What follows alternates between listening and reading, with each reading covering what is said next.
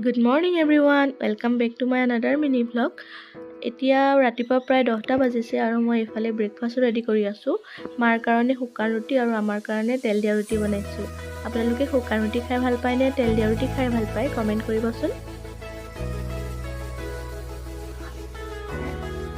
ৰাতিপুৱা কামত লাগিব।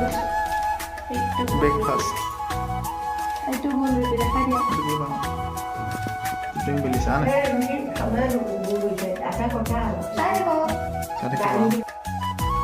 এইয়া আমাৰ ব্ৰেকফাষ্ট ৰেডি হৈ গ'ল। আমি দুয়োৱে একেলগতে খাই ল'লোঁ। আৰু এইয়া দেখিছেনে মই ৰাতিয়ে গজালি ওলাবৰ বাবে বুট আৰু মগুৰ তিয়াই ৰাখিছোঁ। মই গজালি ওলোৱা বুট মগুৰ খাই খুব বেছি ভাল পাওঁ। আৰু আজি দুপৰীয়া ঔটেঙাৰ লগত মাছৰ জোল বনাম বুলি ভাবিলোঁ আপোনালোকৰ আগতো শ্বেয়াৰ কৰোঁ। আৰু আজিলৈ মিনি ব্লগটো ইমানেই আছিল। নেক্সট মিনি ব্লগ লৈ আকৌ আহিম। আজিলৈ বাই।